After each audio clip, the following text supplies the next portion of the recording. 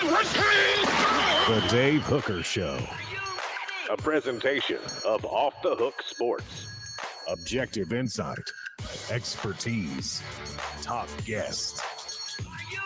Available on YouTube, Apple, Spotify, and the Off the Hook Sports app. Download now for free. Also available on offthehooksports.com. I compute and obey. Now to Dave Hooker. A Football Friday with Fred White, former Tennessee safety and broadcast superstar, joins us. A former Vol. He shares some information about an illness that he suffered last year that really hurt him in terms of not only his final season at UT, but also his draft status. We'll get into that. Quinn Ewers or Joe Milton are viewed very different by some scouts, despite the fact that they're about equally productive. Also, coming up on the program, Joe Milton talks a little trash, and this is going to take hold and will be a factor in Gainesville. I can promise you that.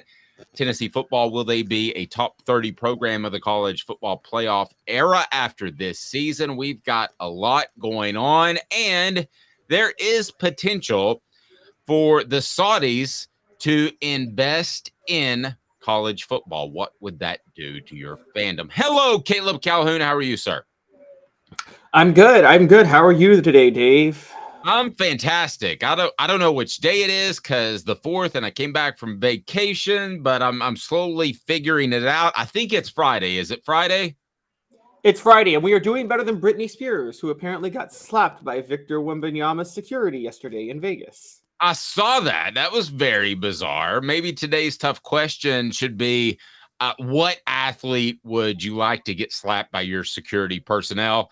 Instead, let's go in this direction. It is time for today's tough question, and it's brought to you by Andy Mason of AndyMasonRealEstate.com. Today's tough question. Take a side. Take a stand. The Dave Hooker Show. A presentation of offthehooksports.com.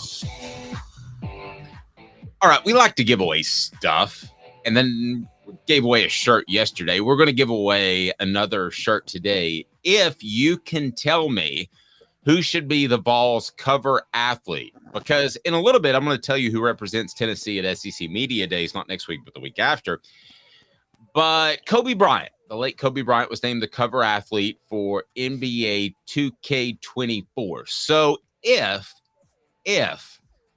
there was a UT college football game, which there's not even a college football game for some reason, they can't figure that out. But if there was one for the University of Tennessee headed into the season, who should be on the cover? Who should be on the Vols cover of, let's call it, Tennessee Football 2K? There you go, Caleb. So I'm going to save my answer till the end. Whoever nails it wins a Off the Hook Sports t-shirt.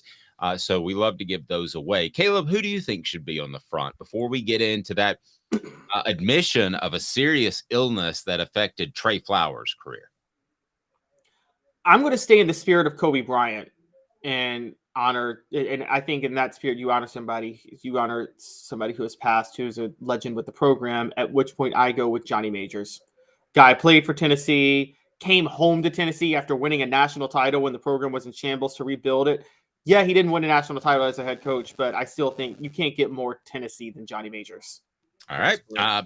If you can match who would be on my cover for UT24K or whatever we want to call it, then I will hook you up with a Off the Hook Sports t-shirt. Now let's get to Trey Flowers, who talked about an illness he dealt with last year. And it's kind of one of those situations that, like Chris Lofton, you kind of feel bad for questioning him after when he shares this fact. Trey Flowers said on his Instagram account, I guess it's time to update the world on what I've been going through. These past months have been some of the hardest of my life. I was diagnosed with something called myositis. Myositis, in shorter words, is weakness and inflammation in the muscles in the body. And basically, my body was fighting against itself. Sounds like an autoimmune disease. This disease attacked my body so fast, I didn't understand why I was feeling The way I played my last football season, not even knowing I was dealing with. I knew something wasn't right because I didn't feel like the player I know I am, but I continued to push through. It took months just to figure out what was going on. I had zero answers. The good news, he states, after I found out what was going on, I started my treatment ASAP. During my treatment, which I started back in February, I was unable to do any extraneous workouts, no senior bowls, no pro day. Good news is I was recently cleared to start working out again. I know God has the last say. So my head high, and I'll forever stand on 10. So you were one of the ones, Caleb, that I thought was the most optimistic and positive about Trey Flowers in particular. And you said he probably covers up for a lot of mistakes. So kudos to you for pointing that out when it was easy just to say, oh, the defensive backs are terrible. That was the easy way to say it. My heart breaks for the young man because it's such an important season, much like Chris Lofton, who played with testicular cancer in his final year. And everybody wondered what was wrong with Chris Lofton, that's just not Chris. And then we figured out when he shared the information of the cancer diagnosis that occurred during his senior season. So what's your take on this Trey Flowers situation? Since you've been high on him, it makes me wonder if you think that in a year or two, he might be a solid NFL player after he's been healthy for a while. Your thoughts, Taylor? Yeah, I think this is just bad break after bad break for Trey Flowers with his career. I got to be honest.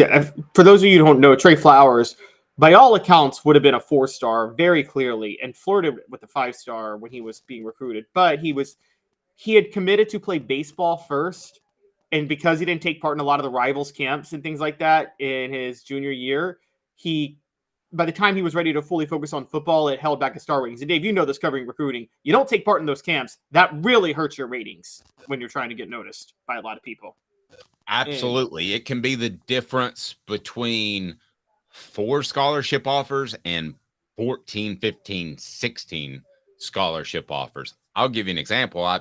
This was shared to me in confidence, but there is a former Tennessee player whose son has been told by Notre Dame and Michigan, because he is in East Tennessee, he's been told that if Tennessee offers, then we'll immediately offer. So maybe a little bit of a stretch, but I say that to say sometimes one team can cause 8 different offers to come. And there's no question in my mind that if Trey Flowers had been in those workouts, he would have gotten that one offer that could lead to 6 or 8. No question. You're absolutely right about how recruiting works in those summer workouts. Yeah. Yeah. And so he took 1 year longer than he should have to decide to play football, which he should have the right to do. It's crazy that kids shouldn't have the right to be able to, should have to make that commitment before they're ready. But he commits to football, goes to Tennessee because Jeremy Pruitt, great evaluator of talent, scouts him as a 3-star, immediately steps in as a starting safety. Second year on an interception as the full-time starter, his second year breaks his leg on an interception against Mississippi State. Comes back, gets his body back into shape, is, I thought, very good in 2021, struggled in 2020 as he was getting back. And then last year, with Alontae Taylor gone, is having to cover for so many deficiencies in the secondary.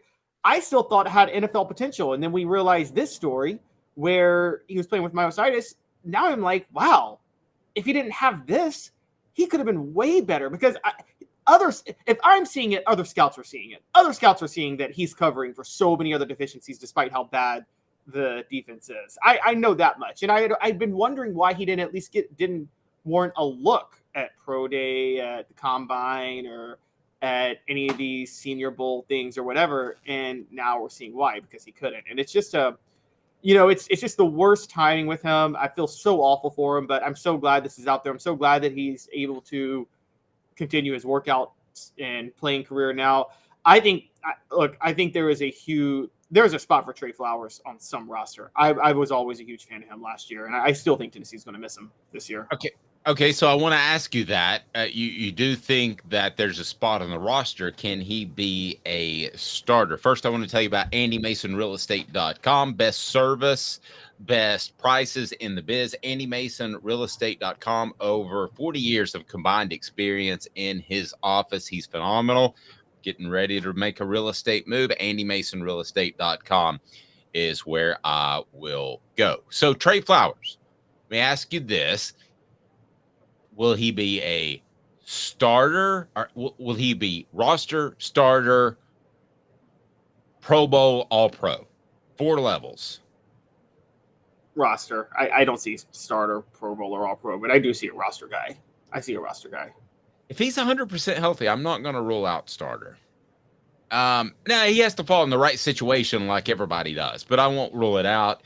I will say that I agree with you. However, I think it's going to be roster. Be sure and hit that like button, subscribe if you haven't to this point, and turn your notifications on before we get to another topic. We got Joe Milton talking some trash in a little bit, and somebody on the message board said, how did Lane Kiffin come up? Well, it came up because of this. He's joking, and I ask you, who should be Tennessee's cover figure on let's say UT 2K24 game, because the late Kobe Bryant is going to be on the NBA 2K24 game. So if you are able to tell me who my pick is at the end of the show, then I will hook you up with an Off the Hook Sports shirt. And well, if it's Kiffin, let's just go all in and do Lane Kiffin, Bruce Pearl, and Donnie Tyndall, man. Let's get them all. Let's just be a heck of a shirt, wouldn't it? It would. I mean, it's you, Dave. You had the greatest, you got to cover a year where Tennessee had Pat Summitt, Lane Kiffin, and Bruce Pearl. All 3 of those guys were at the same school for a year. I still look back, I'm like, that's incredible. Yeah, and I said to myself at the time, I said, this is good stuff, and it's not going to continue. Both the success and the sensational nature of the program. And sure enough, it didn't. And it got bad. Now, I didn't think it was going to get that bad, of the decade of dysfunction, as Mark Nagy calls it. But no, that was a pretty special year. Pat Summitt was just all-time great to cover. She was fantastic. So let's get to some Quinn Ewers, or Joe Milton, as a 2024 draft prospect, because Joe Milton is not even in the first round of the mock draft. That does not surprise me. This, according to ESPN. Quinn Ewers, however, was a top 10 draft prospect. So I want to go through some of the stats and do a comparison on these two guys. But let me go ahead and just clarify right now. Scouts at both the college and NFL level think more of Ewers than Milton right now, significantly. Ewers got a perfect ranking in 247 Sports prospect ranking. Joe Milton was just a 3-star. Now, both have transferred. I don't think that's held against Joe Milton. I don't think that's even a factor anymore. You used to hold that against people in the draft process. But before we get into some of their college production and what they've actually done, which is pretty similar, let me get your thoughts on comparing Quinn Ewers and Joe Milton. Ewers, of course, of Texas. Yes, so this came up because we were looking at like you talked about, a ranking of NFL draft prospects for 2024, and 3 quarterbacks were in the top 10. Now, Quinn Ewers was one of them. The other 2 were Caleb Williams, no issue there because he's a Heisman winner, and Drake May, who you and I both agree is the best quarterback prospect in next year's draft, bar none. Mm-hmm. Now, the thing that bothers me is Quinn Ewers in the top 10 at number 10, and Joe Milton not even in the first round, when I think back to last year, and Anthony Richardson got hyped up to a top 5 pick. And what is Anthony Richardson? What is the standard for a top 5, top 10 pick here? Because if you go by last year's standard, Quinn Ewers wouldn't be a first rounder and Joe Milton would be a top 5 pick. But all of a sudden this year, Quinn Ewers is a top 10 pick and Joe Milton isn't a first rounder. I'm like, again, it seems like they change the standard randomly every year. And I think that's what kind of bothers me about this list, because I think that if you're going based off last year, you should consider Joe Milton a far better draft prospect than Quinn Ewers, because scouts are valuing the size, the mobility, and the arm strength. Which one of those things does Joe Milton not have? I mean, so I don't get this. No, it takes one team, and in Richardson's case, it was the Colts. So it takes one team to get you up there, and one team could fall in love with you and think that you're going to be this incredible player because of your tangibles, how far you can throw the ball. He's a much better runner than Ewers. I think we would all agree in that, even though I don't think we've seen the best of his running. And it takes one team to say, that's my guy. And I do believe that ultimately Milton and Ewers could be considered around the same place as long as Milton plays well. But I do believe they'll be considered for far different reasons. You bring up Richardson. I think that's a great reason. Ewers, however, I believe has better touch on the ball and better accuracy from what I have seen. Now let's take a look at the stats. If you want to look at the stats, I'm going to pull what Ewers has done at Texas. He's got a 132 overall rating. I think he played 2 snaps for Ohio State, but 58% completion percentage, yards per attempt, 7.4, 15 touchdowns, and 6 interceptions. So I'm going to pull what Joe Milton has just done at Tennessee. So I'm not going to get into the Michigan stuff, but he completed about 59% of his passes, 9.3 yards per attempt.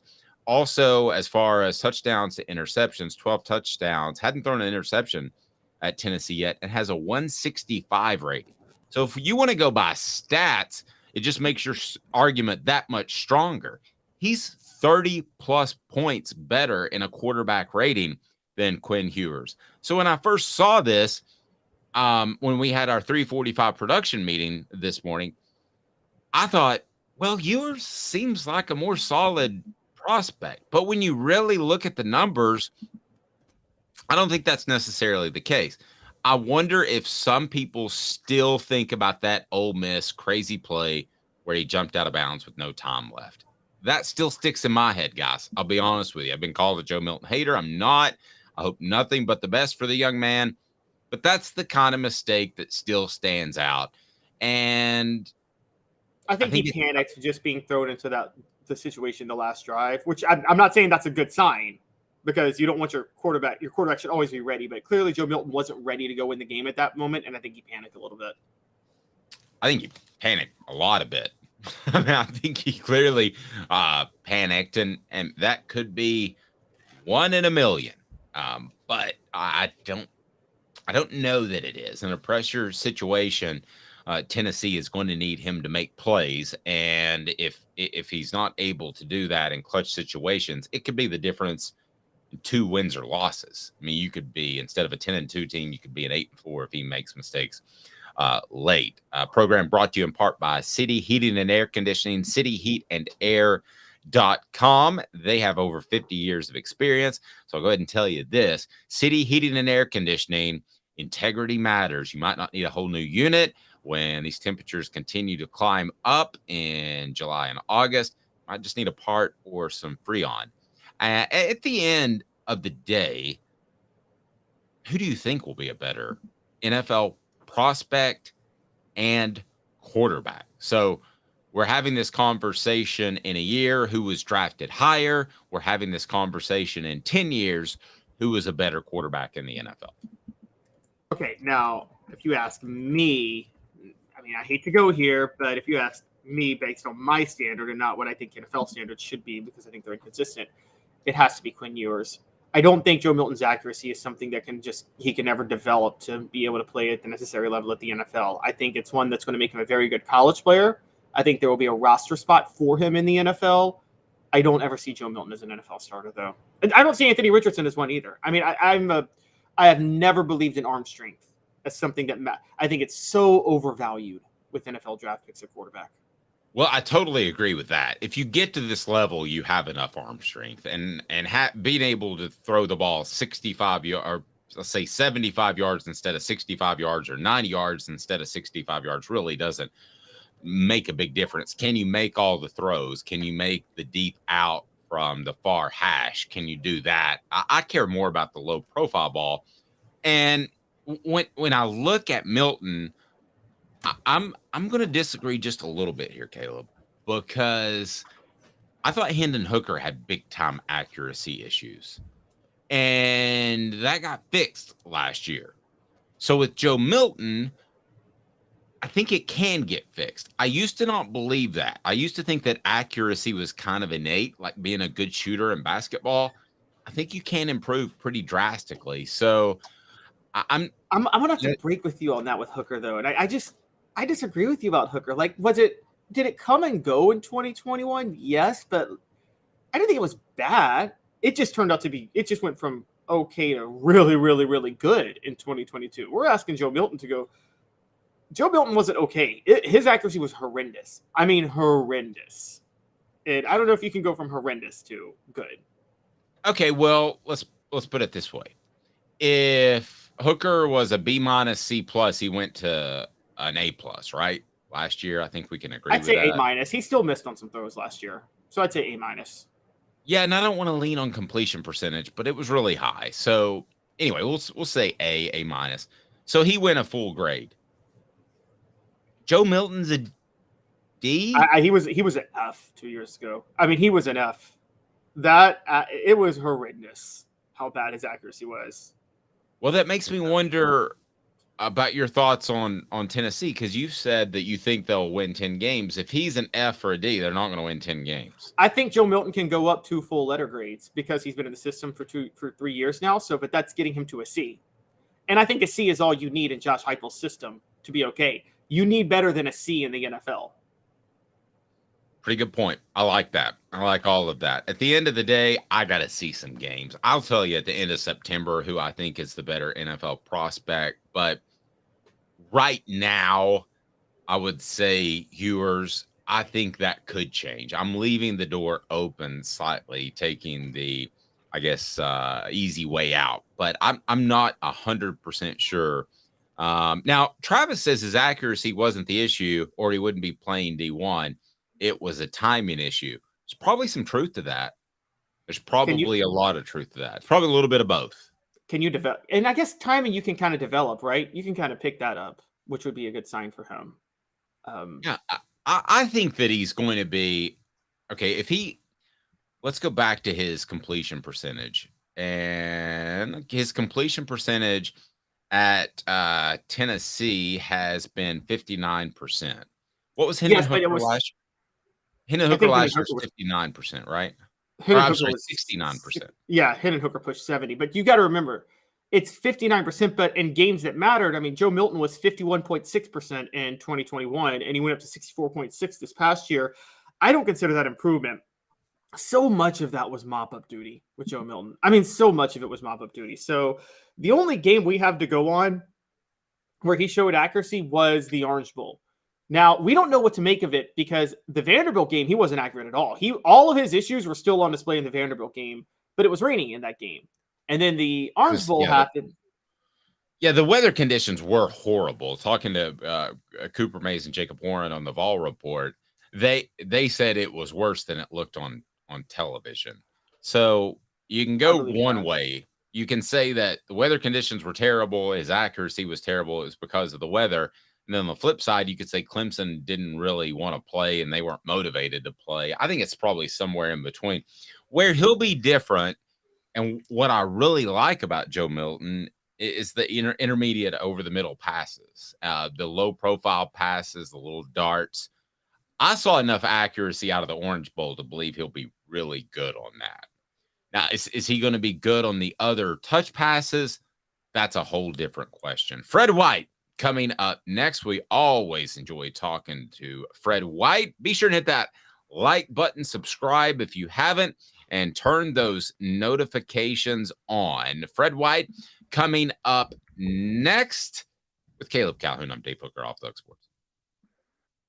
Sun, sand, and salt water, the beach is a very relaxing place. Unless you wear contacts. Ow! Open your eyes to the best the beach has to offer with LASIK vision correction from Campbell Cunningham Laser Center. Hi, Mike Davis here with City Heating and Air, reminding you to always dare to compare. Our team provides quality local heating and air service, installation, and maintenance across East Tennessee. We use only the best equipment like American Standard heating and air conditioning for your residential, new construction, or commercial needs. Honesty, dependability, and customer satisfaction have been the cornerstones of our business since 1961. City Heat and Air. Dare to compare.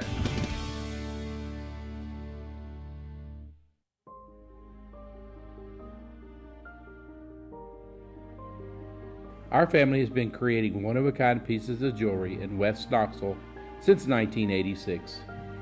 Each piece is a combination of unique processes that bring your idea to life. Every day in our shop, a truly special item with a story all its own is being manufactured in our facility, bringing the history and family sentiment into a whole new generation of life. We're grateful that you chose us to be Knoxville's best jeweler, a title that we value and respect. Because to me, being a jeweler and owning a jewelry store are not the same thing. I'm Rick Terry, I'm a jeweler, and we want to be your jeweler. Kingston Pike and Campbell Station Road in the heart of Farragut, and downtown on Gay Street right next to the Tennessee Theater. When you want a hard cider that's easy to enjoy, one that's crafted to perfection, you need Tennessee Cider Company. Some say it's the signature cider of the South. Others say it's the cure to your craving. They all say you'll savor every sip. With a selection of ciders free to sample, all it takes is one taste. Visit tncidercompany.com for more information, as well as to shop our ciders and merchandise online. Thirsty yet? Doors open at 10 a.m. Who's this guy? Hello, who is it? The Dave Hooker Show, Who? a presentation of Off the Hook Sports, What? YouTube, Apple, Spotify, and the free Off the Hook Sports app. Back to Dave Hooker. Candidates for the UT2K24 game, because the late Kobe Bryant is going to be on front of the NBA 2K24 game. Travis says it's Joe Milton. Travis says it's General Nealon. Now, this is just for 1 year, guys. And if you're able to pick who I select, and I'll share that at the end of the show, I'm going to hook you up with an Off the Hook Sports t-shirt. I said hook you up. That's sounded really corny. Oh, no, it's terrible. All right. So, by the way, my daughter shared something with me. She goes, I stole one of your lines, because everybody always asks when I say my name. They say, Booker? No, Hooker, just like the working women. That's what I say. And she stole that. And it sounds so much funnier coming from a teenage girl, if you think about it. Oh my gosh. Oh my gosh. As a 40-something-year-old dude. So we got to share dinner last night and talk about that. I thought that was pretty funny. Again, tell me who should be on the cover of this year's Tennessee football game, if there was one. And thank you, Jeremy, for saying best Tennessee podcast, Go Big Orange. We're so excited for the football season. We'll have daily guests lined up, some big names. We already have Josh Ward on Thursdays, Fred White on Fridays. So please turn your notifications on now. Be a part of what I think is going to be a special season for Tennessee football, and hopefully a special season for us as well. We'll be at SEC Media Days, not next week, but the week after. I have been told by 3 people I completely trust, and I wrote a column about it, about who Tennessee will take to SEC Media Days. And it's going to be Omari Thomas, Joe Milton, and Jacob Warren. So those are going to be the 3, and they're going to be at SEC Media Days. And the reason I bring that up is because I want to ask Caleb Calhoun. I'm going to give you 5 picks. Who should be on the cover of UT2K24, which is hard to say. Who pick 5 figures that, and see, I'll tell you if you get one of them that I think should be on the cover, I'm not going to give you a T-shirt, but you can have one anyway. Pick 5 guys, and I'll tell you if you pick my guy, because I think mine's going to be surprising. One of the hostesses that Lane Kiffin hired. No, I'm kidding. That's right. All of the hostesses. Give all Brittany of a call. them. Let's give Brittany a call. See what Brittany's up to. Okay, so here's the real question, David. You have to make this clear. Is this a game coming out one time, or is it going to be coming out every year? Is this going to be a yearly game? It's be every year. It's be every year. Every year. Yeah. Okay. So think this year. I think based off Travis and Tom's picks, I don't think I did a great job of explaining it. But is yeah, this this the is the inaugural game? Is this the inaugural game, or are we to assume that this game has been coming out every year? This has been coming out. Okay. All right. So we can't make this not the inaugural game. If it's the inaugural game, like Travis said, it's General Neyland. No question. But Yes. I'm pretending that last year it was Hendon Hooker, and the year before that it was gosh knows who, Jeremy Pruitt. Okay, well, if you're doing it for this year, then I think it's very clearly.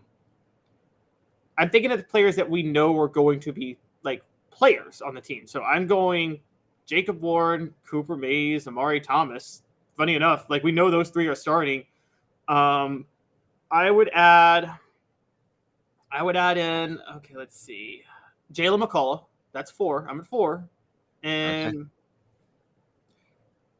Tyler Barron. So your 5 are Barron, McCullough, Milton, Mays, Warren. No, Barron, McCullough, Mays, Warren, and Thomas. No Milton, because he might lose his starting job. Okay. You didn't pick my guy. How about that? How difficult does this get? It's pretty challenging. You didn't pick my guy at all. So whoever does on the message board, I will hook you up with an Off the Hook Sports t-shirt, and I will send it your way. You get to pick the color and size. So it's pretty cool. But no, you haven't picked my guy yet, and I think my guy will be a little bit of a surprise. And I think that I think it's very apt based off last year. How about that? Very, very apt. Does that give you any sort of hint? Look at it. He's struggling.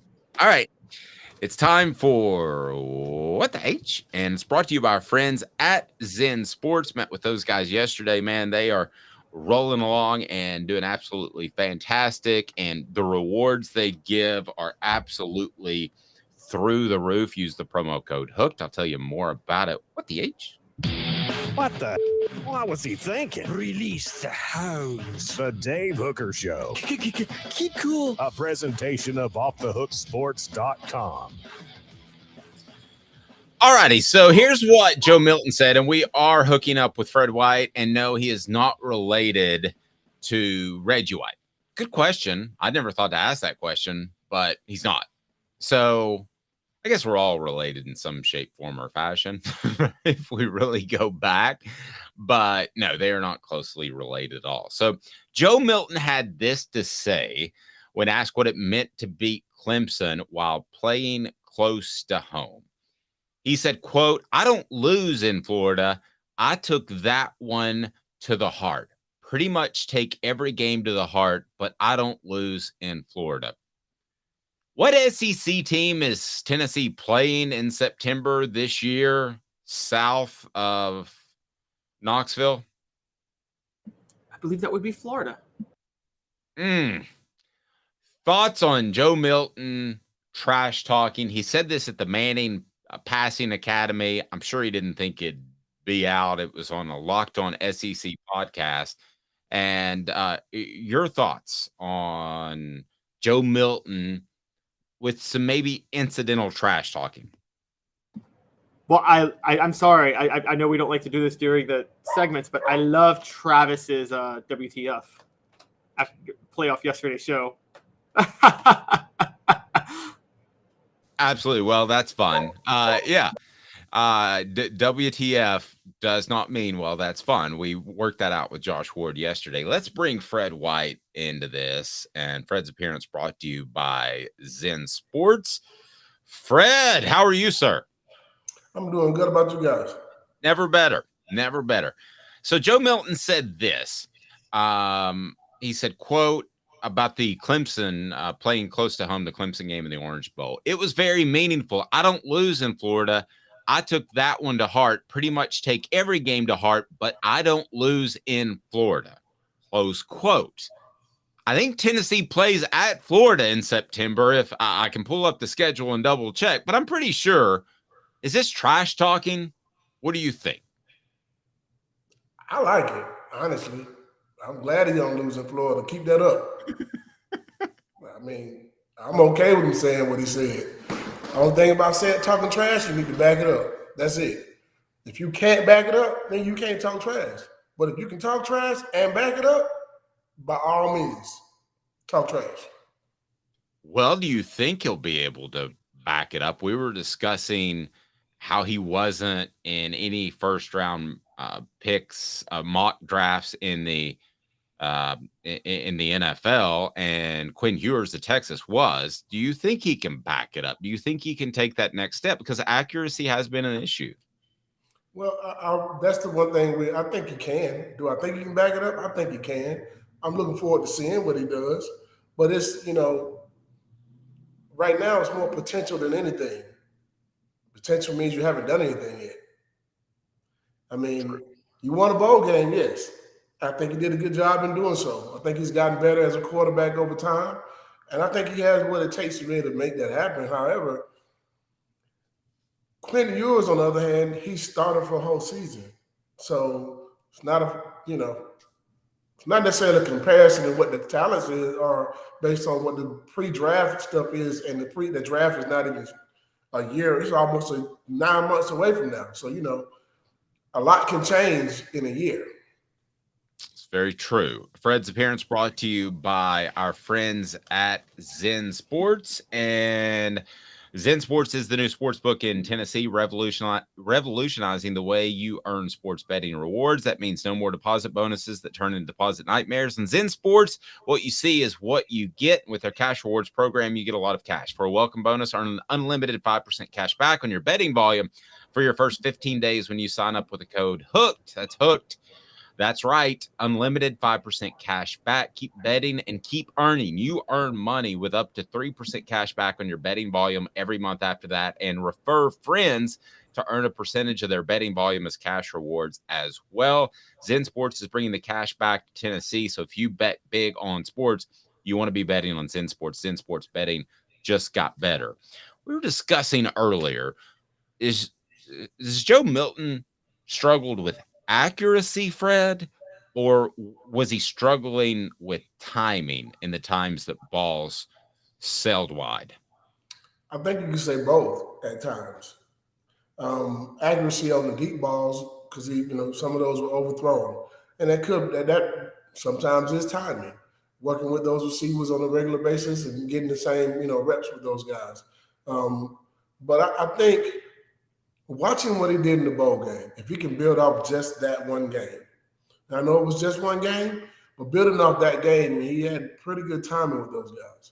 And I'm watching him at the Manning camp throw this ball this is one of the hardest throws to make too, by the way, from the right hash to the corner of the end zone.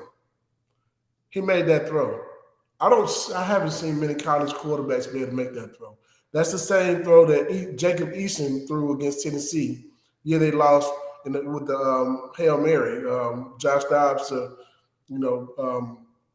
Juwan Jennings there.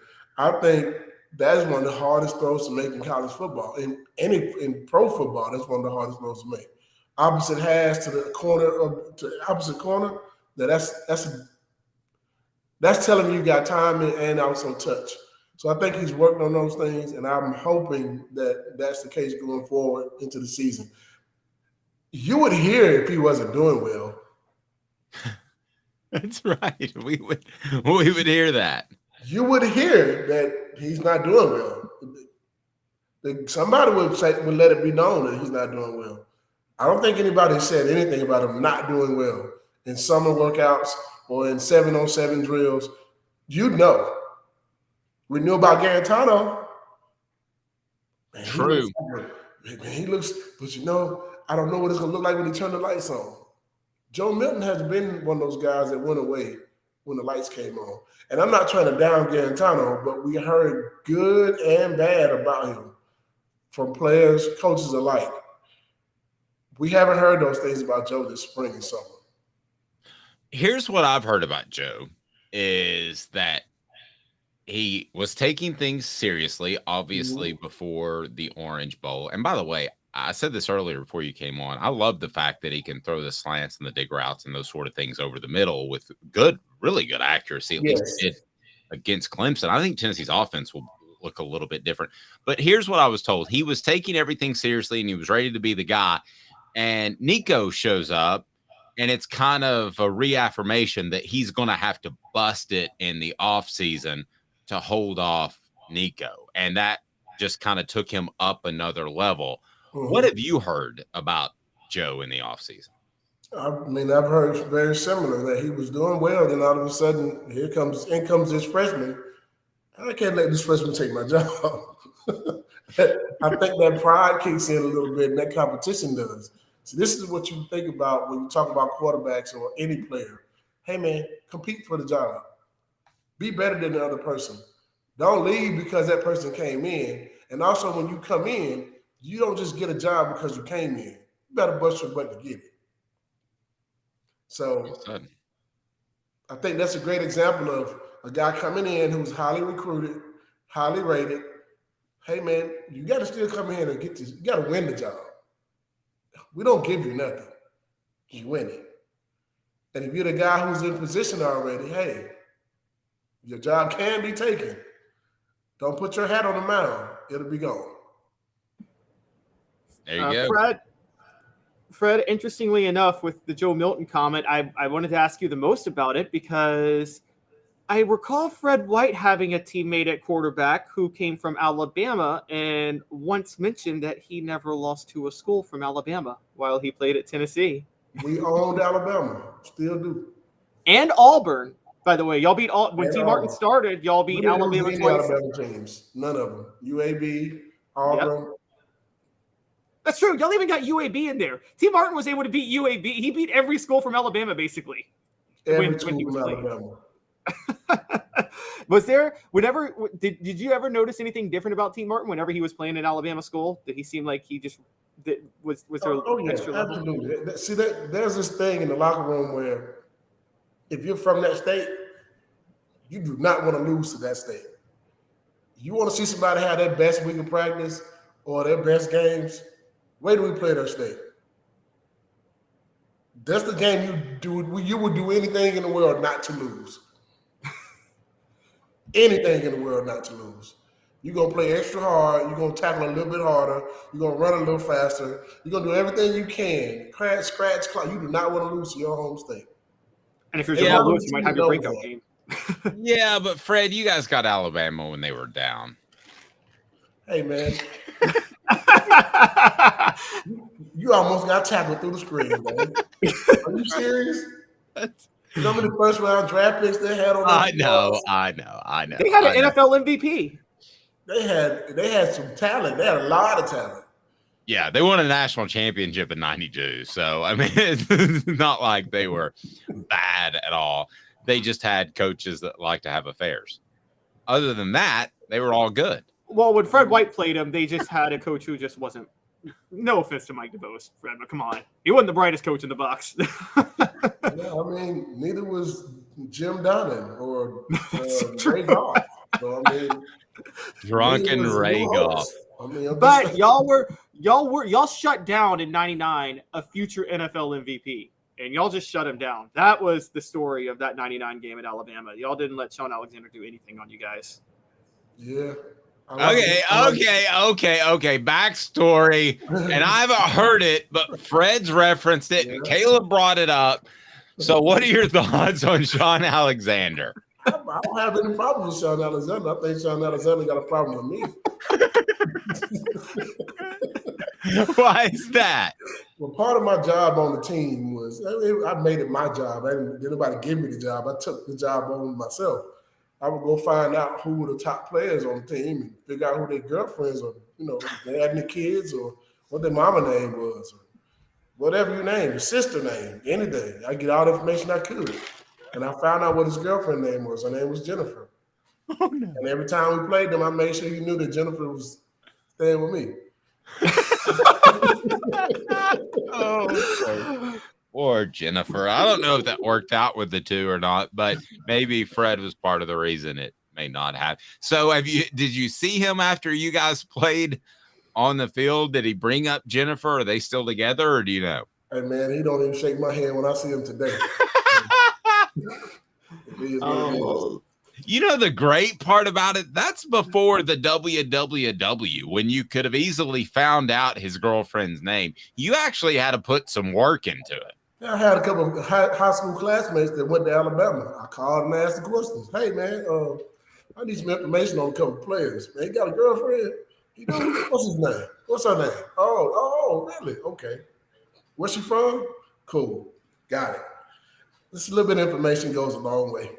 That is. It's my equivalent of Dennis Rodman sending strippers to the players' hotel rooms when they were getting ready to play them the night before. You find out all the information you need from them, and then you just use it in the game. That's how you get under somebody. Wait, Dennis Rodman actually did that? Yeah, you didn't know I didn't know that. Yeah. I didn't know that. So did Eric Dickinson.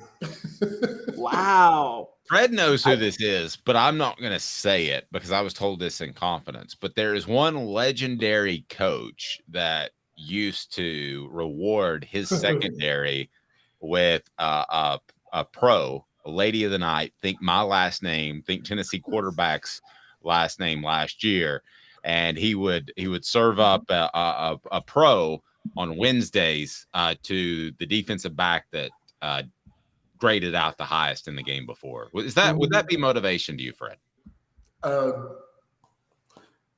Motivation to get paid more so than that day. Yeah, you did all right with the ladies. But did y'all ever watch Dodgeball? Remember Patches O'Houlihan with Vince Vaughn? He's like, I got some hookers in the back. What do you say? My treat. That was this coach, and Fred knows who it is. Don't say who it is, Fred. But on a scale of 1 to 10, how shocking was it that it was this particular coach? It's very shocking. Shocking. He was viewed as kind of this solemn, elderly gentleman, but yeah. So that's not public info. I'm sorry I can't share that, and he's not with us. I definitely want to share that with Dave. No, I don't want to talk ill of the dead as well. Let's go ahead and get to 4 downs right now, where the topic is trash talking. 4 downs brought to you by crafttreats.com. 4 downs. 4 questions. 4 answers. The Dave Hooker Show. 4 downs. A presentation of offthehooksports.com. We're talking trash, and it's brought to you by crafttreats.com. Use the promo code offthehook. Get 20% off the various treats that they have for your pet, including the chill pills with the CBD that will help with your pet's anxiety, will help with your pet's arthritis, will help with your pet's digestive issues. Crafttreats.com. Use the promo code offthehook. We greatly appreciate it when you support our sponsors. So let's go ahead and get the first down, and Cooper Mays is the one who will bring us in on each and every down. Coop, what down is this? Coop here. First down. Thank you, Coop. So who was the best trash talker you ever played with? Me. Other than Fred. Raynold Thompson, Sean Ellis. They talked a gang of it. Yeah. We were the 3 guys on the team that everybody couldn't stop from talking. And we were going to say whatever was on our mind, and we meant everything we said. And if you ask any player that played on our team, when the next guys come up for our Celebrate 98. You asked them who the biggest trash talkers, and I guarantee you those 3 names will come up. What was we just on Celebrate 98, we just did Spencer Riley, and he is absolutely hilarious. And it's brought to you by Tennessee Cider Company. Use the promo code HAT to get some free swag. HAT. Whenever you order from Tennessee Cider Company, you can order their fantastic cider pretty much anywhere in the United States of America. But Spencer Riley, I didn't view as a trash talker, but could he talk some trash? Oh, absolutely. He was the only offensive lineman that actually would talk some trash. Everybody else was quiet. Cozy Coleman in a little bit, but Spencer Riley, yeah, he got it in. That's pretty awesome. So before we go to second down with this, though, so Fred, I hear a lot of trash that you guys did a lot of trash talk, that Al Wilson was so vocal, but who was the good cop to y'all's bad cops? Because, the Bulls, Michael Jordan was the bad cop and Scottie Pippen was the good cop. Did y'all have a good cop leader to Eric Westbrook was probably the guy who they always went to try to get us to stop talking. Really? Needless to say, Eric was the guy who caught a lot of the, friendly fire from his teammates when they come trying to get us to stop talking. So, he was the Scottie Pippen. He was. I'm not going to. No. He was definitely not Scottie Pippen. Nope. Yeah. No. He was more Charles Barkley than Scottie Pippen. But That's a pretty good comparison. Yeah. All right. Well, okay, so let's get to second down. Coop, second down. Cooper Mays here. Second down. Thank you, Coop. Who was, and you don't have to name him necessarily, but you can give me kind of a thumbnail sketch. Was there a player who talked a lot of trash that didn't ultimately back it up? You can tell me a player, or you can just kind of give me a thumbnail sketch. No, because if you talk trash, you had to back it up. If you couldn't back it up, we'll tell you to shut up. Okay, Brian Darden talked a lot of trash, right?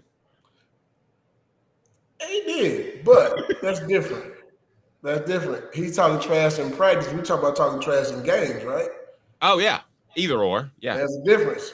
He talked trash when he first got to school, but he didn't talk any trash after he got to school. There's a difference. Gotcha. Okay. I got a name for them. I got a name for Fred for his time when he played there. Steve Spurrier talked a lot of trash, and then y'all won 2 SEC titles. That all season he said all those things about y'all. Y'all won the SEC title the next 2 years after Steve Spurrier did that. That was the one reason why I was not able to do a lot of media back in the day. That's why Dave had to call me from my room instead of me doing it in the media room, because they did not want me to do any interviews. Because if Steve Spurrier, I did say something back one time, and that was the last time I ever did an interview until my senior year. There you go. Let's go third down, Coop. Tennessee center Cooper Mays here. Third down. Did trash talking ever actually get under your skin? Under mine? Mm-hmm. No. As a person? No. I know it's a tactic. I use it very well. Listen, you can't trash talk or trash talking.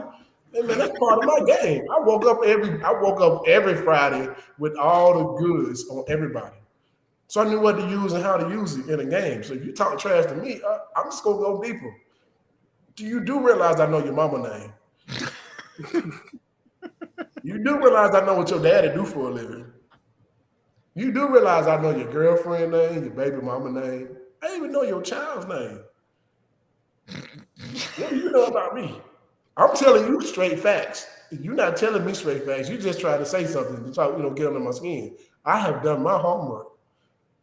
Yeah, it's one thing saying you bleepity bleep, and it's another thing saying, I can't wait to hang out with Jennifer later tonight. What down is it, Coop? All SEC center Cooper Mays here. Fourth down. All right, what's the best line you've either used or heard? Please don't cite the one that you used on a fellow reporter in the car as we were driving back from Atlanta when we were scouting Eric Berry, because that's the best trash talking line I've ever heard. I can't even bringing that up, Dave. You brought that up. There's a few of them that I can't even say on air, so I don't even remember exactly which ones. I just know that I playing against Georgia, I knew all their girlfriends. I knew every last one of their girlfriends' names. I knew every last one of their baby mama's names or babies' names. I knew their parents' names. I've been knowing these guys since I was in high school. I've been talking trash to them since I was in high school. So they got it probably worse than anybody because I knew all of them. And I talked a lot of trash. I just remember walking into Sanford Stadium that one time and basically letting them know that this is still my house. you might go to school here, you might play here, but this is my house. I built it because I beat all y'all, and y'all ain't never beat me in nothing. Not badminton, not spades, not pity pat, not goldfish, not nothing. You never beat me in anything. So make sure you understand when I leave here, this is my field still. Good stuff. All right, so good night. Fred, how far would you have gone in the Rap Olympics in the 90s if you went? Say what now? I said when the Rap Olympics was a thing, how far would you have gone with all your skills? I wouldn't have gone far. I'm not good at rapping. Oh, you don't have the bars? But you got the trash talk though, which is half the battle. Yeah, but it don't rhyme. In order to be a rapper, you got to rhyme, right? It didn't rhyme. I'm just spit some real facts, and some untruths in there, and also some facts. I got the names correct.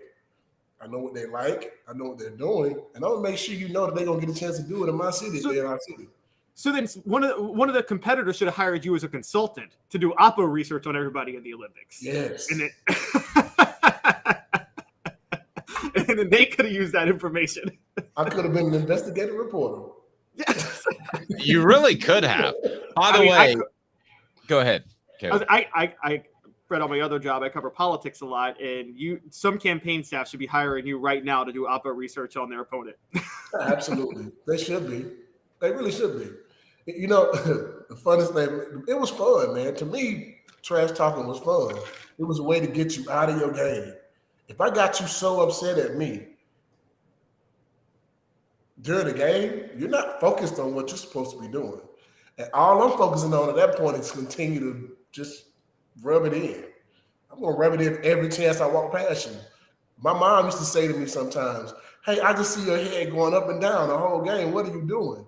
I'm just saying, yeah, mama, we having a good game. Yep, that's it. We're having a great game. I'm not going to tell them what I was saying, but I was saying a lot. Hit that like button if you're on Twitter or YouTube or Facebook for that matter. And feel free to share. The retweet is very helpful. If you haven't subscribed to this point, you need to do so because we've got a fantastic fall lined up. Of course, Fred White on Fridays and then Josh Ward on Thursdays. We'll have more daily guests throughout the week. Looking forward to that. And Fred, if people want to be in good hands, who do they need to call? You know, they can actually look us up online at fredwhiteallstate.com. You can Google us. You can also look us up on every social media platform. The same thing, fredwhiteallstate.com or Fred White Allstate. We'll take quotes from anywhere. We also have a link on our website where you can actually get a quote for yourself without actually having to talk to us. But we would love to talk to you, like to have a conversation sometimes. Also, give us a call at 770-381-0367. We'd love to be able to help you out. We'd love to be able to put you in good hands. Our goal is to make sure that you at least walk away with the knowledge of what you have and what you need for your car or your home or also your life insurance. And we also do business insurance as well. So bring me those commercial autos. There you go. So I referred to Fred one time as an overachiever, and he told me about his 100-meter dash time, and I shared it yesterday on the program. Travis asked, I put it up on the screen, did you really run a 10-2, and why were you not a wide receiver? You did run a 10-2. Yes, I did. That's fast. And I the reason why I came to Tennessee was because I could run track and play football. There was not a school on my list that I couldn't do both. If I couldn't do both, you were off my list immediately. So I wanted to come in. My goal was to be in the 1996 Olympics, and I thought I was fast enough to be able to get close, because I'm from Georgia. I wanted to be in the 96 Olympics in Atlanta. Got to school and started lifting weights a little bit heavier than what I was used to and gained about 15 pounds immediately. Still was fast, but my fastest time was a 10-2. I ran a 10.18. It was wind aided. So, yeah. And play receiver, I saw how hard I hit. I saw how hard other guys hit. I much rather be landing lick than to take one.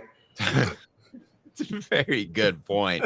And I want to put up this quote as well from D. Spencer was great talking about Spencer Riley. Love to celebrate 98 series GBO. And I got an email from Fred that we have a very special guest lined up for next week. If you want to tease that forward, Fred, he's one of the all-time Tennessee great receivers. And I say that knowing that Tennessee was wide receiver U when I was growing up in Knoxville. So I don't say that lightly at all. You know, this guy was the guy who played Peter Ward for us in practice before we played Florida State. It was also the guy who made us realize Peter Ward wasn't that fast. And it's Dante Stallworth because Dante was faster. He ran a 4.1840 for the Scouts when they came to UT. I watched that with my own eyes. The lowest time, the highest time they had for him was a 4.21 on that run. And I watched that with my own 2 eyes. It looked like a 4.18. It looked like somebody running that fast. It was insane. He was like a shot out of a rocket. But he played Peter Ward, and we couldn't stop him in practice. Toward the end, we started to catch up to him and catch his angles, those type of things. But when we got to the game, we realized how much faster Dante was than Peter Ward. Wow. So it made the game that much easier for us playing against him. Fred, it's funny you mentioned that, and then we'll let you go. I know you got a busy day, but there is some of the pro days were open, some weren't to the media. And really, with the naked eye, it's tough to tell the difference between a 4.5 and a 4.4. But the one guy that I said, like you said with Stallworth, that I said, holy Hannah, he just made himself a lot of money. Before I even heard the number, do you want to guess who it is? Who's that? It was Jamal Lewis. I was like, when he ran at 235 pounds, and I think it was a 4.32, maybe 4.31. 4.31. I remember I said to myself before they announced the times, that's faster than all get out. And sure enough, it was. You know what? And we told Jamal after he ran it, hey man, go put on your stuff and leave. He did leave. He did. Did you tell him to do that? We all did. Put your stuff on and leave. Go home. He did immediately leave the field. His family was there on an upper deck in the workout facility. They cheered, and he did, man. He just walked right out. Yeah. Like you ran a 4.31 and you're a 235-pound running back. Hey, man, leave. Bye. They'll call you. 8 men have run for 2,000 yards in a season in the NFL. And he's one of them. Still crazy to think that Peyton Manning and Jamal Lewis were in the same backfield for a college team. Like, that's a dream backfield for an NFL team. And they were a backfield for a college team. And that's the thing that we tell people all the time. Like, man, we were before our time. Our group was before our time. You had 3 great running backs on the same high school, on the same college football team. Offensive lineman, one of the best quarterbacks that ever played football. I mean, how much luckier can you get as a player, to be on a team like that? Pretty good football team. Google Fred White All-State, and Fred will take care of you. And we love having him on a Football Friday with Fred. Fred, have a fantastic weekend. We'll talk to you soon, sir. And we will have Dante Stallworth, which we're recording on Tuesday night, so that'll drop on Wednesday. Celebrate 98, brought to you by Tennessee Cider Company, tncidercompany.com. Use the promo code HAT, and with any order, you get some free swag. And it tastes darn good too, Fred. It does. And man, if you're ever in the Gatlinburg area, you're making a trip to go to Gatlinburg, make sure you stop by. Go take a tour. I promise you you'll enjoy it. Ask for Aaron Maples, and they'll take care of you. Him and Brady. Those guys will do a good job for you. I promise you. I'm telling you, you're in good hands. You'll be in good hands there as well. There you go. Good stuff, Fred. I appreciate it, buddy. And also Google Fred White Jennifer later, which is what I want to do. So I tried. I know I googled Sean Alexander Jennifer to see if they stayed together, and I had to put in Alabama. I was doing all this googling while Fred was talking, and I wanted to find out if Sean and Jennifer are still together. I seriously doubt it. That is awful. Pardon my cough as I have a bit of a cold. Fred, great stuff, buddy. I appreciate you. Off the hook. Go Vols. Fred White is fantastic. It could have been Jennifer White at some point. There's one of my favorite rappers out of Memphis. His name is Yo Gotti. He has a great song when he was in his early days coming up, where he said, and I'm gonna do the cleaned up version. So he basically says, after I get physical with your woman, I will inform you about it. Well, that's good. At least he's letting you know. At least he's letting you know, gentlemen, right? Yeah. 2 minutes, and we come back with Tennessee, not a top 30 program in the college football playoff era. Will they be after this season? And if the Saudis got involved with college football, as they have with so many other sports entities, would that affect your fandom? Because it's going to happen eventually. It's just a matter of time. Maybe by next year. 2 minutes off the hook sports. Want to own the more that owns every job? Then get to Vassy Lawn and Garden in Cleveland and get you a Toro. I'm David Vassy, here to talk to you about Toro. With a Toro Zero Turn, you'll get more out of every minute and you'll reach the finish line faster. At Vassy's, we like to say, no matter if you're mowing 3 acres a week or 11 lawns a day, homeowners and business owners alike find confidence in equipment they can trust from top to bottom. Vassy Lawn and Garden, Highway 60 North in Cleveland. Man alive, it's worth the drive. Hi, Mike Davis here with City Heating and Air, reminding you to always dare to compare. Our team provides quality local heating and air service, installation, and maintenance across East Tennessee. We use only the best equipment like American Standard heating and air conditioning for your residential, new construction, or commercial needs. Honesty, dependability, and customer satisfaction have been the cornerstones of our business since 1961. City Heat and Air. Dare to compare.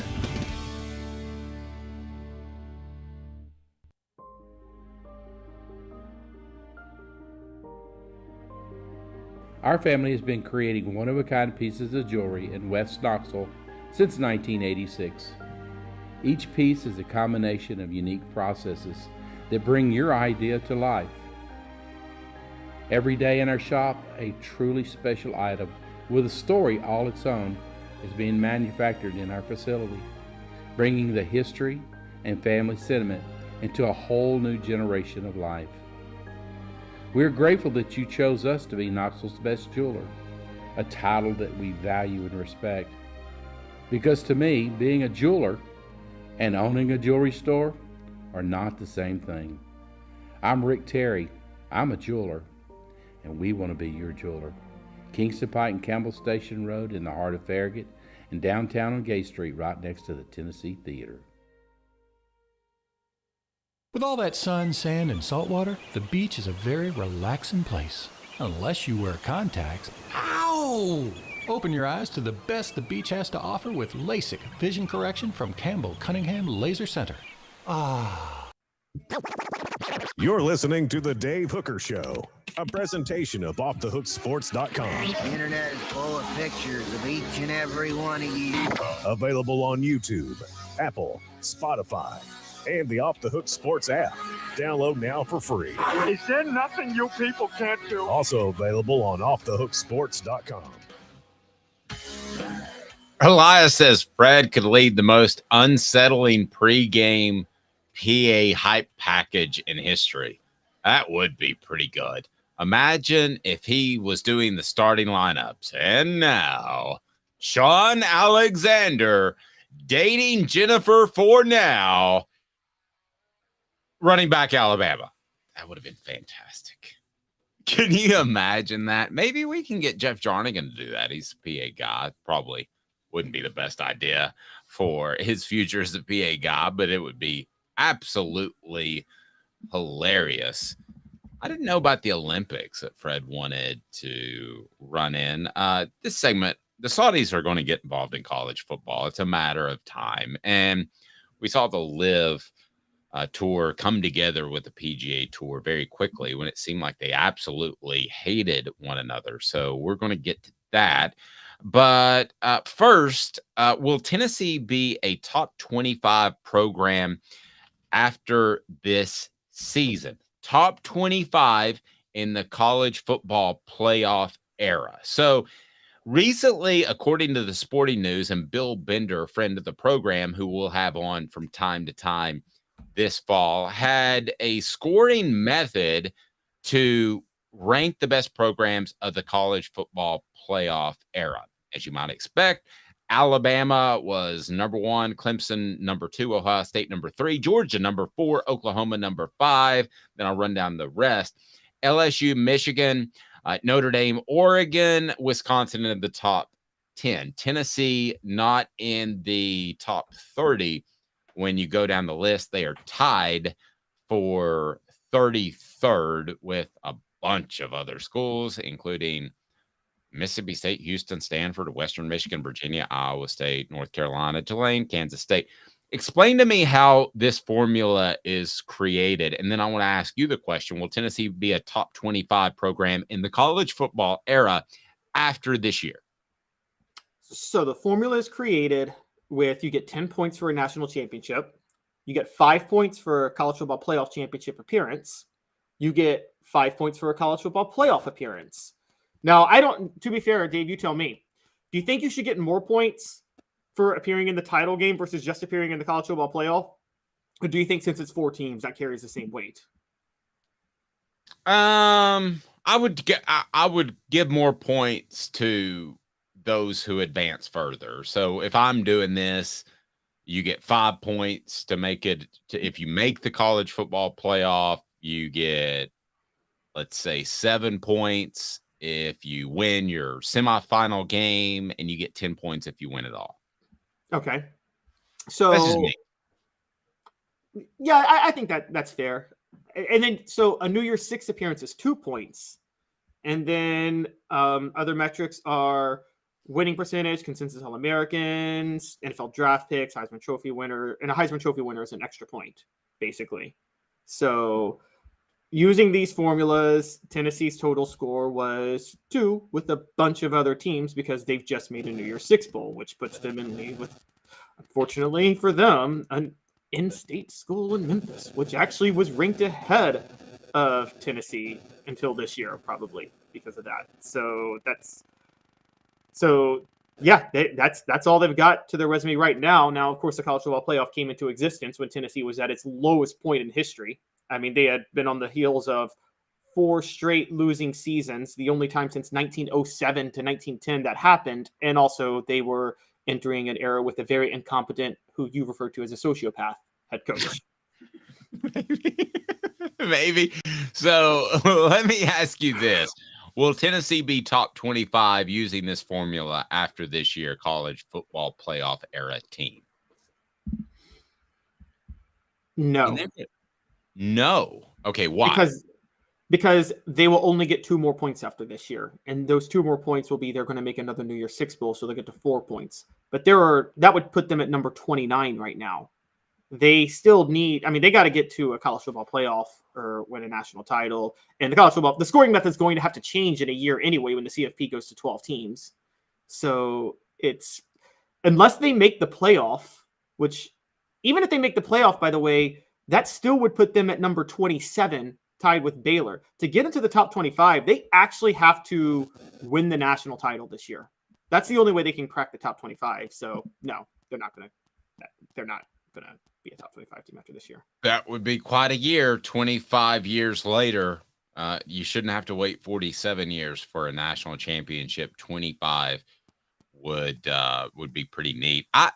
I think Tennessee is at the very worst one of the New Year's 6 bowls, and I think they've got maybe a better opportunity than you think. I'm curious of making the college football playoff, and I say that because, man, I think Alabama views Tennessee, or at least should, as a tough matchup overall. especially now that I think they're going to dial things down a little bit, play ball control. I could be dead wrong, Alabama fans, but to me, it feels a little bit like desperation in this day and age of up tempo. You're going to try to zig while other people are zagging. So it wouldn't surprise me actually if Tennessee made the college football playoff. I've got them predicted going 10-2, but at 11-1, they definitely make it. At 10-2, they could make it. So I'm not ruling them out of a college football playoff right now. The only game that I can't see Tennessee winning this year is Georgia. I could see them beating Alabama in Tuscaloosa, which sounds insane. I mean, I could see them beating both teams. I could easily see them beating Georgia too at Neyland, the second to last week of the year. We've talked a lot about Joe Milton in this show, and Josh Pate had a great talking point, Dave, the other day. You know, when he talked about dark horse Heisman contenders, you know this, Dave. The Heisman's all about moments more than anything. Like Hendon Hooker's moment was the Alabama game. What if Joe Milton's moment is the Georgia game? That's the second to last week of the season. I mean, maybe one of the reasons Tennessee's never had a Heisman winner is because their last game has always been Vanderbilt. So you're not going to get a Heisman moment in November if you're Tennessee, because who do you get your Heisman moment against? I mean, normally you play a bad schedule in November. I thought Peyton Manning had a Heisman moment against Auburn in the 97 SEC championship game between me and you, Dave. I think a lot of people turned in their ballots before that SEC title game in 97. And I think that's why Woodson won. Because there's some people that turn their votes in 3 weeks before, which I think is just absolutely insane. Yes, and also during that time, a lot of voters didn't believe you should take conference championship games into account because everybody didn't play it. Like many people may have felt it's unfair that Peyton Manning got this extra week, whereas Charles Woodson didn't have that because the Big Ten didn't have a title game that year. But so yeah, you need a November moment. Tennessee doesn't have. They have a chance now for a November moment. When you cover Tennessee, November was just a throwaway month. Honestly, it was horrible. It was all about bold predictions. And a lot of those Vanderbilt Kentucky games, Tennessee didn't play well because they didn't respect those two teams. They were far better, and Tennessee would either come out and score 35 in the first half and the game was over, or it seemed like Vanderbilt and Kentucky would hang tough and eventually Tennessee's talent would win out. There was no opportunity for a Heisman moment. Those two games, there was no opportunity to improve your standing in what is now a college football playoff, because those two games were everything to lose, nothing to win. You're supposed to win them. At the time, they'd beat them, 22, 24 years in a row, respectively. So you're just supposed to win those games. If you play flat, that ain't good. And Tennessee oftentimes did play flat. And how are you supposed to compete with that when you have, like, in 93, Charlie Ward gets to beat Florida for his last regular season game, or, you know, whoever it may be winning Heisman's during that time period. I mean, Charles Woodson gets to play Ohio State for his last regular season game. I mean, and you're stuck here playing, just hoping to get by Vanderbilt and wanting to fall out of bed and sleep through it. I mean, that's kind of the issue. So Georgia this year, the fact that Tennessee plays Georgia second to last game, Joe Milton is uniquely positioned to have a Heisman moment because Tennessee finally has a meaningful November game. And I think they can beat Georgia because we haven't seen Neyland you haven't, because what we're talking about. We've never seen Neyland in late November for a late November game that's really, really meaningful, ever. That's never happened. So it's a very, very good point that I hadn't even considered to this point. Travis says, I'm willing to bet Caleb's paperback book collection in the background that Clemson struggles to finish in the top 10 from here on. I think Clemson. They're mostly hardbacks. What are you talking about, bro? Yeah, I think that I do believe that Clemson is going to be the one program who could suffer the most moving forward in this college football playoff. But I still think they'll be pretty good and hang out there for a while. Then we'll see how much longer Dabo Swinney wants to do this thing, and we'll see what the guy's first name, Riley's brother. Garrett Riley. We'll see what he does offensively with those guys. Now, to the Saudis, certainly not a conversation that I thought I would be having a year ago. But David Ubben, who covers Tennessee for The Athletic and also is just a fantastic writer in terms of coming up with angles, coming up with ideas. He interviewed 4 unnamed athletic directors. And this is what one said.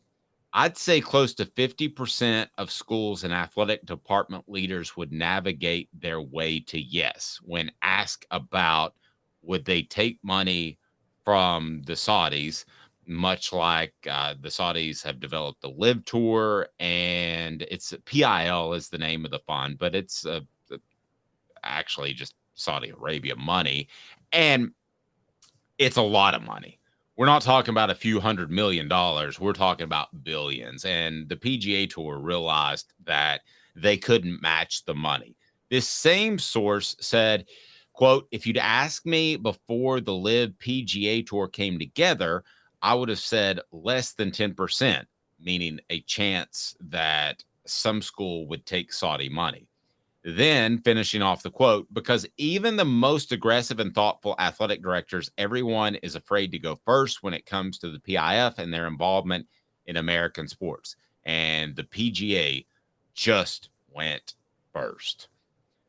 Some angles that were brought up by Josh Pate that make a lot of sense.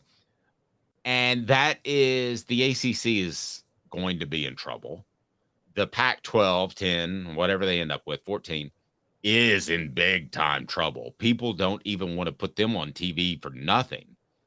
And I could easily see the PIL or Saudis getting involved with the ACC, but first the Pac-12. I think Pac-10, whatever they end up being. So I could see that happening. The other reason I could see that happening, and I believe will happen, to be real honest with you, is because you have a more liberal attitude out west. And I think a lot of people will say to themselves, oh, let's move on from 9/11. I mean, I've not forgiven anybody for what happened. And I realize that these people may be different people and all of that, but it still would be a factor in my mind. The Pac-12 is dying on the vine. To think that they wouldn't take money, to me, sounds a little bit crazy. So the way this could work, as Josh Pate had pointed out, you could essentially set up, now with streaming, you could set up a Pac-12 network and you're airing their games since nobody else wants to do it. Who cares if you lose money or not? You're essentially going to promote and what's called sports washing. You're going to sports wash your reputation. If you lose $100 million a year, Caleb, that's like you and me losing $5 a year. That's nothing. So I think it will happen, and I think it'll happen by next football season. That being said, how do you think that would affect people's thoughts on either that conference that they do it first with or college football as a whole? You know, here's where I think it's trickier. I actually break with you on this. I don't think the Pac-12 would not care about this, and here's why. They don't care that these Pac-12 teams don't care that much about football to begin with. So I think it's easy for them to take the principled stance. If Saudi Arabia buys my team, I'm not going to watch them. Whereas people in this, I think it'd be more likely if Saudi Arabia bought an SEC team, the SEC fan bases wouldn't go. I mean, look, you talk about liberal versus conservative. Golf is a very conservative sport. I mean, let's call it what it is. It's a very conservative sport. The Saudis just bought off all professional golf right now. Golf fans are still going to show up. This is the peak like patriotism crew, and they've just totally let. I mean, there was a golfer just a few weeks ago that went on TV and said we need to forgive for 9/11. I mean, the nerve of someone to say that, like, I mean, you know, so it's time to move on. And then he said that, well, let me rephrase it. And it just got worse. Yeah. And it's one of those where it's always been funny because Saudi Arabia, where they've always had this weird left, if you want to do left-right dichotomy, whereas I think, two people on the left maybe too willing to get past 9/11, but also people on the right are a little more tied to oil, and Saudi Arabia is just the oil supplier of the world. So I don't know how this ends up. I mean, look, sports leagues for a long time every sports league has been letting Honduras, China, whatever oppressive regime or government you name, produce their jerseys, market them to their fans and audience, and nobody's really cared. I mean, how long has Michael Jordan been using Chinese slave labor to make his shoes? And he's the most beloved athlete of the 21st century. And it was a big deal, 20 years ago? But it's just, we've grown accustomed to it now, and it's not a big deal. It was Bryson DeChambeau who said that, quote, look toward the pathway to peace and forgiveness when talking about 9/11. Just Bryson DeChambeau, just shut the hell up. Don't do any more interviews. I mean, the pathway towards peace and forgiveness is for this Saudi regime to be overthrown and somebody and a more democratic regime take over there. That's peace and forgiveness. I could not say it better myself. There's no way I could phrase that better than what you just said. Rocky Top Tom says, if Saudi money gets in college sports, I'm burning everything college related that I have. Once again, the theme continues. Money equals problems, and nobody does a thing about it. They just want more, especially in the golf world. But we've seen that in the college football world as well. But I'm curious, guys, if it is Pac-12 and it's somewhat removed from the SEC, would you have as strong a stance? And particularly asking Tom, but you're just, if it's removed from the SEC, if it's removed from your favorite school, be it Tennessee, or we got a lot of Georgia fans, we got a lot of South Carolina fans that tune in. If it's insulated from your conference in your school, is it a no big deal thing, or is it, like Tom said, it affects it across the board and he's burning stuff? I mean, look, I've had a issue. I've been screaming about the Saudi Arabian thing for 20 years, and for me personally, look, I'm going to be honest. I'm not going to not watch football, even if they buy out, even if they purchase the SEC. I would not watch it, because here's my take on it, Dave. If you got a problem with it, it's the government's job to regulate these type of things. It's the government's job to step in and say you can't do business with Saudi Arabia or China. Don't blame the leagues and the businesses that look. Businesses and corporations and moneymakers are in the business of making money. That's what they do. They're amoral. There's no such thing as morality in markets and capitalism. Now, we believe in a capitalistic society because we think that's the best way to uplift communities. But then we believe that the government is the one to step in and kind of be the referees to say, okay, we got to set some moral boundaries in place. I would think a moral boundary would be don't do business with the country that facilitated the worst terrorist attack on our grounds in history. So how am I supposed to blame a conference or even the PGA Golf Tour when our government's out here? Our government makes Saudi Arabia our top ally. How can I sit there and blame these leagues when, and it was 50 years ago where Richard Nixon opened up trade with China? I mean, if you don't blame the NBA, blame Richard Nixon. And blame every president after who has allowed us to trade as a country to trade with China. So I know people are like, oh, government get out of everything. Well, this is what the government's job is. If the government doesn't do this, then we might as well just not have one, period, and just have anarchy. Yep. I'll tell you what to look for, and I think it'll happen fairly quickly. Is they're part of, they've invested in a part of an ownership group that is trying to purchase an NFL team, which I believe is the Washington Commanders. Correct me if I'm wrong, Caleb. But once that happens, it is the next step. They're going to go after college football. It's the second most popular sport to the NFL in the nation. It's exactly what's going to happen. And then you get in sort of a grassroots. I mean, imagine if you could change the mindset of an entire generation, a group that wasn't alive during 9/11, and suddenly Saudi Arabia is just another country.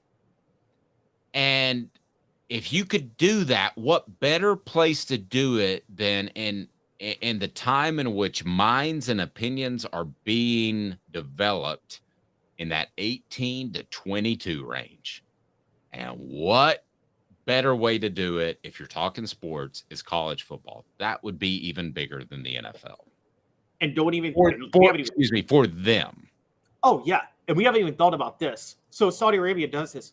What's to stop Iran to then come in and say, you know what? Saudi Arabia is going to do this. Why can't we? What makes us any less moral than Saudi Arabia? And they would have a point, by the way. And so I know we have sanctions on Iran right now, but Iran could then come in and say, well, why do you have sanctions on us and not Saudi Arabia? If they can do this, government, let us do it. And then you could see Iran start to buy teams. And then the entire Middle East proxy war that's happening right now, for those that don't know, Saudi Arabia and Iran are basically like in a Cold War that's worse than the United States and the Soviet Union was. Like, one side pulls the trigger, you're going to have nuclear war in the Middle East at some point. What happens when American entertainment becomes the proxy war for those two countries? Scary stuff. Let's keep our fingers crossed and hope it doesn't happen. But if I had to bet a mortgage payment, I'd say it does within 5 years. I hope and pray I'm wrong. Like, literally pray. Like, when I say you brought this topic up, and it will be a part of my prayers. He's Caleb Calhoun. I'm Dave Hooker, praying that won't happen, praying that we'll have a fantastic show each and every weekday at 10 a.m. So I go back and who's going to win the shirt? I go back over the comments, and I told you at the beginning of the program that I've got the perfect guy for the cover of a UT 2K24. So I've got General Nealon on there. I've got Milton on there. I've got, man, I don't hate Joe Milton. Stop saying that, Travis. I've got a lot of different people on here, but I'm scrolling and scrolling. Be sure and hit likes. We appreciate that, and subscribe. If it's the first ever, it's Nealon. Totally agree. Cooper Mays got a vote. Brew McCoy got a vote. Squirrel, Brew, or Joe. Possibly Heupel. That is my pick. Travis, I think you already have a shirt, but you can have another one for your friends and family. I'll put my email right here, and I'll hook you up with an Off the Hook Sports shirt, and we greatly appreciate you being a regular listener, but you get the shirt for nailing it. It's Josh Heupel. It's Josh Heupel because you're a little bit unsure of Joe Milton, and you'd love to put Joe Milton on there, but what happens if he doesn't do well? And Josh Heupel, more than any other person, was responsible for such a special season last year. Josh Heupel is on the front of my UT 2K24 game, pointing at something with a clipboard, and he's angry. And congratulations, Travis. Email me, and I'll hook you up with the shirt. We'll see you live, 10 o'clock on Monday. Have a great weekend, everyone. He's Caleb Calhoun. I'm Dave Hooker, Off the Hooks.